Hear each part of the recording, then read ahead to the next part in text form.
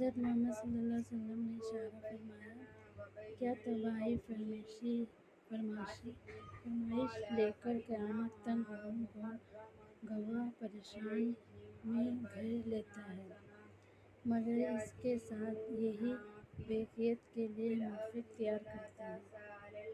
مکمل فرمائیں، جن پر مزہ رہنے پر نشانی دو تھی، جس کی سردی سے بچانے کے لیے گرمی کا سامان، گرم سے بچانے کے لیے ٹھنڈا پہننے والی چیز اور دشمن سے بچانے کے لیے سامان، رنج اور غم دور کرنے کے لیے آرام، راحت، آصف ہماری دور کرنے کے لیے دعا کریں اور دوا پیدا کریں۔ حدیث میں آیا ہے کہ اللہ تعالیٰ نے پیدا کر دیا۔ حقیقت اللہ تعالیٰ ہی رنج اور غم، تکلیف، مصیبت وغیرہ والے کو ہی کرتے ہیں۔ حضرت محمد صلی اللہ علیہ وسلم نے اشارہ فرمایا، مصیبت کو دور فرما کر راحت، آرام، صحت، تندرستی عطا فرمانے والا ہر چیز پر قادر ہے۔ محتاج قلب ہے، وہ بڑا دانہ دار ہے، وہ اس بات کو بہت محسوس رکھتا ہے، اس کا کوئی پکار نہیں، اس پکار کو دعا کہتے ہیں، جو بے قرار ہو کر پریشانی حال کی فرمائش سنے، جب اس کا پکار اور تکلیف دور کر دے، تو میں نے اللہ تعالیٰ نے بے چینی، بے قراری فرمائش سنی، اس مصیبت کو دور کرتا ہے۔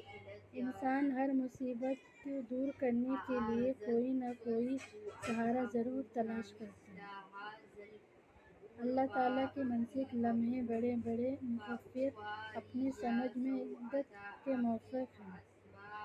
بڑے ذات کا صلہ درجے ٹھہرتا ہے اور اس کے دامن کو پکڑ کر واقعیت حاصل کرنے کے لیے وابستہ رہتا ہے۔ بعض علم مفکر پکارتے ہیں، کسی چاند، سورج، مظہر وغیرہ ستاروں منت سمجھائی خوشائی اور ہی اسے اڑانے کے وقت کام آئے، مگر جب ان سے حاجت روحانی نہیں ہوتی تو تمام ماسوی ظاہری درجوں سے منہ پھیر کر صرف ایک ذات اللہ تعالیٰ کی طرف متوجہ کرتے ہیں، آواز سے پکارتے ہیں۔